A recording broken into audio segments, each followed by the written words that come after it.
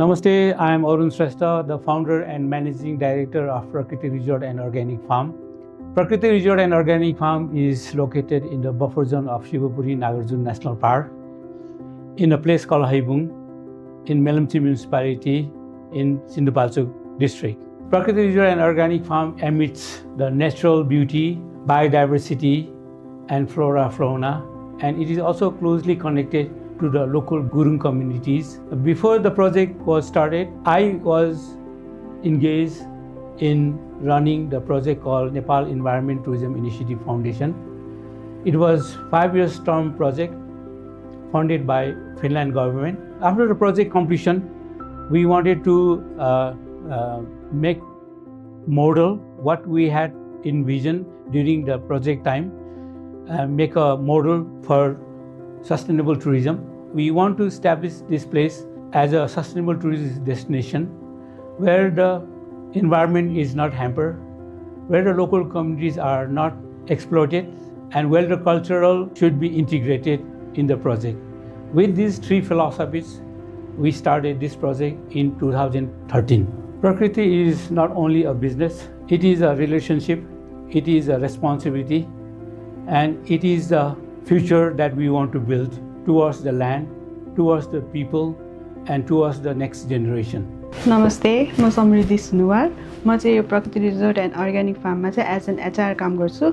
म यहाँ काम गरेको चाहिँ अलमोस्ट 2 इयर्स हुन लाग्यो। एज एन एचआर हैन, हामी चाहिँ टिम अनुसार म्यानेजमेन्ट टिम हुन्छ कि फार्म टिम हुन्छ कि हाउसकिपिङ टिम हुन्छ कि किचन टिम हुन्छ कि सबैजना मिलेर आफ्नो खुबी के छ त्यो अगाडि ल्याएर हुन्छ कि अरूहरूको के नराम्रो पोइन्ट्सहरू छ त्योहरू अगाडि ल्याएर औलाएर हुन्छ कि त्यसलाई इम्प्रुभ गरेर कसरी चाहिँ हामी सरको भिजनलाई एकदम प्रोग्रेसमा ल्याउन सक्छौँ त्यो कुराहरू चाहिँ हामी मिलेर एज अ टिम एफोर्ट सबै कुरा गर्ने सक्षम छौँ।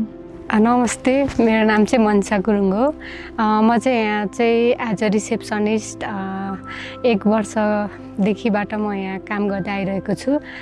मेरो घर चाहिँ यही सिन्धुपाल्चोक मेलम्ची हैबुङ यही नै हो। म चाहिँ यहाँको स्थानीय। हाम्रो चाहिँ यो हस्पिटालिटी मात्र नभई हाम्रो चाहिँ फार्म प्लस कम्युनिटी अनि इन्भाइरोमेन्ट प्लस कल्चरलाई समेत समेटेर हामीले चाहिँ अगाडि बढिरहेको छौँ। हामीले चाहिँ उहाँहरू आउनु भएपछि चाहिँ एउटा रिसोर्टमा आएर बस्नको लागि मात्र नभई हामीले चाहिँ एउटा परिवारलाई जसरी नै ट्रिट गरेर अनि एउटा पारिवारिक वातावरण चाहिँ उहाँहरूलाई दिन्छौँ र उहाँहरू आउनु भएदेखिबाट जाँदासम्म हामी चाहिँ एउटा फ्यामिली इन्भाइरोमेन्ट चाहिँ क्रिएट गरेर गर्छौँ। हामी चाहिँ उहाँहरू आउनु भएपछि हामीले के गरिरहेछौँ हाम्रो रिसोर्टमा भनेर हामीले चाहिँ उहाँहरूलाई फार्म टुर गराउने प्लस सबै कुराहरू ब्रिफिङ गरेर उहाँहरूलाई देखाउने गरेर चाहिँ गर्छौँ। हाम्रो चाहिँ रिजोर्टमा हस्पिटालिटीमा प्लस बाहिर फार्ममा गरेर चाहिँ हाम्रो टोटल अराउन्ड 40 चाहिँ स्टाफहरू छ। हामी चाहिँ प्रायः जस्तो हाम्रो यहाँ स्टाफ चाहिँ 75% चाहिँ हाम्रो यहीँको लोकल स्टाफहरू चाहिँ हुनुहुन्छ। हामी चाहिँ यहाँ चाहिँ एज अ फ्यामिली मेम्बर सबैजना एक ग्रुप भएर टिम वर्कमा चाहिँ हामी काम गर्छौँ। मेरो नाम शशि भण्डारी हो। म पहिला मुम्बईमा पढेको अनि मुम्बईबाट पढेपछि अनि त्यहाँ काम गरेँ 1 साल अनि त्यहाँबाट म फेरि नेपाल आएको। अनि नेपालमा म काठमाडौँ 2 साल काम गरेँ। 2 साल काम गरेपछि म यहाँ प्रकृतिमा आएको। प्रकृतिमा सिडिपी लेभलमा आएको थिएँ म। यहाँ अहिले सुसेपमा कार्यरत कन्टिन्यू मेरो भइरहेछ। हाम्रो चाहिँ यहाँ धेरै मेनुहरू छ। हाम्रो मेनुहरू चाहिँ अब विभिन्न किसिमका छ। यसमा आलाकार्ट मेनु, सेट मेनु अनि सिजनेबल मेनु पनि छ हाम्रो। अनि त्यसले गर्दा हामी चाहिँ अब विभिन्न प्रकारका खुवाउन सकिन्छौँ गेस्टलाई। यहाँ हाम्रो फार्मिङले गर्दा चाहिँ हामी यहाँ धेरै डिपेन्ड हुन्छौँ। भेजिटेबलहरूले गर्दा हाम्रो चाहिँ यो बारीबाट आएको भेजिटेबलहरू सबै हामी यहीँ सकेसम्म यहीँ खुवाउन चाहन्छौँ। यहाँ भएको भेजिटेबलहरू हाम्रो बारीबाट भएको भेजिटेबल बढी भएको हामी चाहिँ मार्केट राखेर पनि सेल्स गर्छौँ।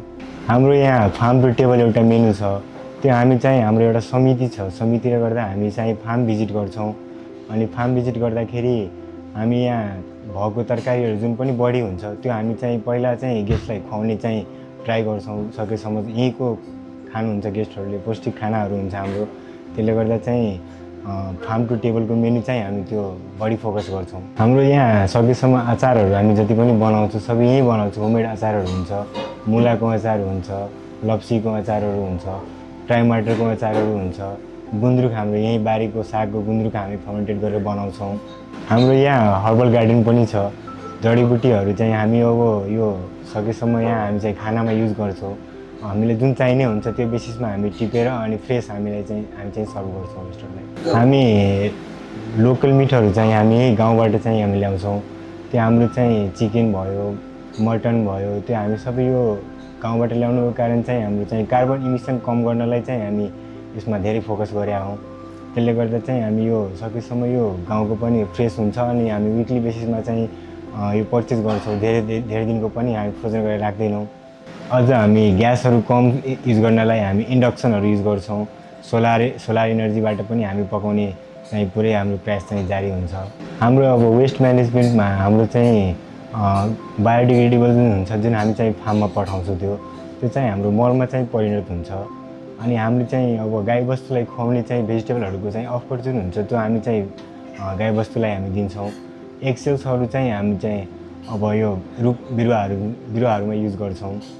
अनि त्यसै गर्दा हाम्रो क्यानहरू, टिनहरू जुन प्लास्टिकहरू छ त्यो हामी रिसाइकलको लागि चाहिँ हामीसँग एउटा पोलिसी छ, त्यो हामी रिसाइकलको लागि पठाउँछौँ। त्यो ग्रिस ट्याप हाम्रो चाहिँ अब हामी सकेसम्म यो काठहरूको लागि हामी युज गर्छौँ। त्यो हामी चाहिँ वेस्ट म्यानेजमेन्टहरू फ्याल्दैनौँ, जथाभावी चाहिँ हामी फ्याल्दैनौँ। त्यो चाहिँ एकदमै माटोहरूलाई बिगार्ने चाहिँ त्यसको हुन्छ। त्यसले गर्दा चाहिँ हामी सबै यो काठहरूमा पेन्ट गर्नलाई चाहिँ राख्छौँ। यहाँ काम गर्दाखेरि हामीलाई चाहिँ एकदम रमाइलो लाग्छ। हाम्रो एउटा चाहिँ यहाँ एउटा सस्टेनेबल टुरिज्मको अन्तर्गत पनि यहाँ कामहरू भइरहेको। मैले यहाँ आएर धेरै कुराहरू सिकेको छु। त्यसले हामी चाहिँ अब वेस्ट म्यानेजमेन्टहरू, जिरो वेस्टहरू हामीलाई केही पनि थाहा थिएन पहिला। हामी अब ठुल्ठुलो होटलहरूमा योहरू चाहिँ ध्यान दिँदैन। त्यसले गर्दा यो चाहिँ एवेरनेसको लागि पनि हामी एउटा सजेस्ट गर्छौँ मान्छेलाई, जुन अब यो हाम्रो जुन एक्सपिरियन्स हुन्छ त्योमा अरूले हेर्नुहोस् अनि सिक्नुहोस् भनेर हामी चाहिँ भन्छौँ। नमस्ते, मेरो नाम निर्मला गुरुङ। म मेलम्ची 3 हयपुङमा बस्छु। मेरो घर चाहिँ यहीँ तल हो, 30 मिनट लाग्छ आउनलाई। मैले चाहिँ यहाँ काम गरेको 8 वर्ष भयो। अरू कतै त्यस्तो यो हाउसकिपिङको काम गरेको थिएन। यहीँ आएर ट्रेनिङहरू दिएर अनि यहीँ नै सिकेको। त्योहरू मिसाएर, त्यो जडीबुटीहरू मिसाएर अनि केमिकल नराखिकन बनाउँछौँ। त्यसबाट नै हामीले क्लिनहरू गर्छौँ। अनि साबुन अनि ह्यान्ड वास अनि त्यसपछि स्याम्पू पनि त्यहीबाटै चलाउँछ। यहाँ चाहिँ हाम्रो विदेशी पाहुनाहरू धेरै आउनुहुन्छ। अनि उहाँहरूको अब सरसफाइको लागि भनेर हामीहरूले चाहिँ साकल युज गर्छौँ। साकल भनेको चाहिँ त्यसमा अमला अनि भुइँ कटर अनि रिठ्ठाको गेडाहरूबाट बनेको हुन्छ। अनि सरसफाइको लागि पनि त्यही नै प्रयोग गर्छौँ। अनि ह्यान्ड वास अनि स्याम्पूमा पनि त्यही नै युज गर्छौँ। हामी चाहिँ फोहोरहरू, रुमबाट आउने फोहोरहरू चाहिँ कुहिने चिज छुट्टै अनि प्लास्टिक छुट्टै अनि त्यसपछि बोतलहरू छुट्टै, टिन छुट्टै राख्छौँ गरेर अनि उता राख्ने ठाउँ छ त्यहाँ लगेर राख्छौँ। हाम्रो रुममा चाहिँ प्लास्टिकको सामानहरू चाहिँ केही पनि युज गर्दैन। अनि पानी पिउनको लागि सिसाको जग छ, ग्लास छ। अनि त्यसपछि बायो ब्यागहरू प्रयोग गर्छौँ। अनि त्यसपछि ब्रसहरू चाहिँ बेम्बो ब्रस राख्छौँ। प्लास्टिक चाहिँ हाम्रोमा चाहिँ जिरो नै बनाउने त्यो कुरा छ। यहाँनिर काम गर्नु पाउँदा चाहिँ मलाई धेरै खुसी लाग्छ, रमाइलो पनि छ। वातावरणहरू नि एकदम राम्रो छ, सरसफाइ छ। अनि मेरो घर फ्यामिलीले नै धेरै सपोर्ट गर्नुभएको छ। घरको नजिकै काम पाएको छ। अब अरू मान्छेहरू सबै विदेश जान्छ, म चाहिँ जानु परेको छैन। अनि के अरे घर नजिकै वरिपरि काम गर्नु पाएकोमा खुसी लाग्छ। अनि बिहान बेलुका घरको काम पनि भ्याउँछु। नमस्ते, मेरो नाम देवेन्द्र ठाकुर हो। मेरो घर लाहान सिराहा भटियाटोल 12 मा पर्छ। म यहाँ काम गरेको 20 महिना भयो। यहाँ मेरो काम भनेको अब डिपार्टमेन्टमा चाहिने सामानहरू, त्यो सामानलाई जति सामान छ त्यो अनुसार म पुर्याउँछु। अनि त्यहाँदेखि यहाँ स्टक इन्भेन्ट्री कति छ, के छ, त्यो सब म हेर्छु। अनि हाम्रो तरकारी सामानको खण्डमा अब हाम्रो बारीबाट 50% बारीबाट ल्याउँछौँ। अनि 20% हाम्रो गाउँ यहाँ समुदाय नजिकै हाम्रो गुरुङ गाउँ भन्ने छ, त्यहाँबाट 20% ल्याउँछौँ। अनि नपुगेको खण्डमा हामी 30% काठमाडौँबाट ल्याउने गरेको छ। हामी अब काठमाडौँको सबै भेन्डरसँग कन्ट्र्याक्ट गरेका छौँ। उहाँहरूलाई पनि अब कन्ट्र्याक्टमा लेखेअनुसार प्लास्टिक नपठाइदिनु होला। हामीले त्यसको ठाउँमा हामी छुट्टै आफैले एउटा कपडाकै ब्याग कपडाकै झोला हामीले दिएका छौँ।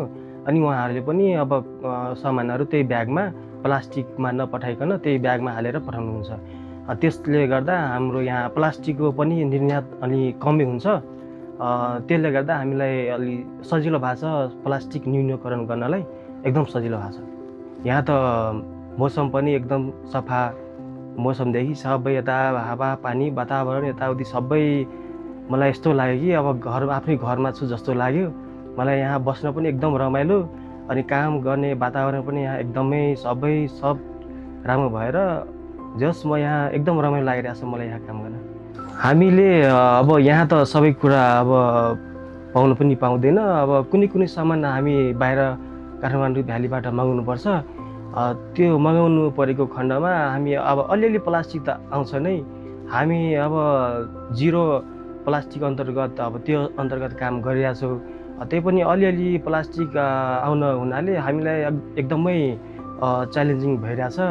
अब जस हामी न्यूनीकरण गर्न खोजिरहेछौँ त्यो सकिरहेको छैन हुनाले हामी त्यही मेन्टेन गर्न खोजिरहेछौँ। मेरो नाम कृष्णबहादुर शिवभक्ति, मिलम्ची नगरपालिका 3 हैबुङ। अब अहिले चाहिँ अब हाम्रो यसलाई चाहिँ प्रकृति रिसोर्टको छेउमै ओख्रिनी भनिन्छ हाम्रो यो ठाउँलाई। पुरानो भाषामा चाहिँ म चाहिँ यहीँ बस्छु।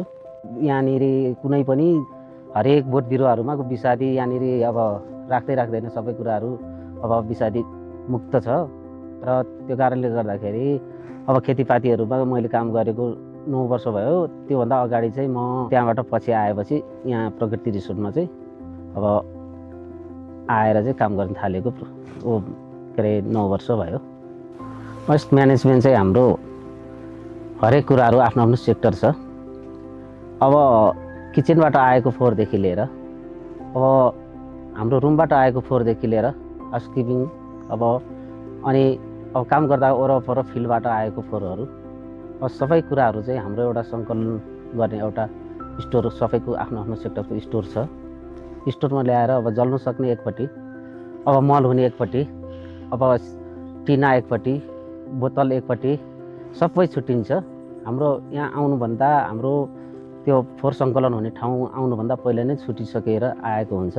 हाम्रो किचनबाट निस्केको जति सागसब्जीहरू अब काउली, मुला, बन्दाहरूको पातहरू यस्तो चाहिँ हाम्रो सबै कुराहरू चाहिँ मल अब अथवा गडेउडा मलमा, अनि पशुपालन छ हाम्रो भैँसी अब गाईहरू छ, त्यसलाई चाहिँ कोही अब गाई बस्तुलाई खुवाउँछौँ भने कोही चाहिँ अब गेडौँलामा चाहिँ युज गरेर चाहिँ हामीले त्यसरी गर्ने गरेको छौँ। अब हाम्रो फिल्डमा अर्ग्यानिक फर्ममा चाहिँ 3-4 थरीको उत्पादनहरू अलिक बढी मात्रामा सक्रिय भएर गर्ने गरिएको छ। जस्तै तरकारी भयो, फलफुल भयो, अब जडीबुटी भयो। अब फलफुलहरूमा च्यासिड भयो, अब स्ट्रबेरी भयो। यसमा चाहिँ हामीलाई अलिकति अब राम्रो र स्वास्थ्यको लागि सबै कुरा लाभदायक हुनेहरू च्यासिड भयो, किवी भयो। अब यस्तो चिजहरू चाहिँ एकदमै ग्यासको माग अनुसारको हामीले अझ पुर्याउन सकिराखेको छैनौँ। र यसलाई चाहिँ हामीले सक्दो अब यसलाई चाहिँ बढीभन्दा बढी निकाल्ने प्रयासहरूमा गरिराखेका छौँ। र जडीबुटीहरू त्यस्तै छ। अब विदेशीहरूको पाहुनाहरूको लागि अब जडीबुटीबाट जस्तै अब चिया खानको लागि हरेक कुराहरू अब जडीबुटीको चिया मन पराउनुहुन्छ उहाँहरूले। अब त्यस्तो खानको लागि हामीले एकदमै त्यो छुट्टै एउटा अब व्यवस्थापन गरेका छौँ।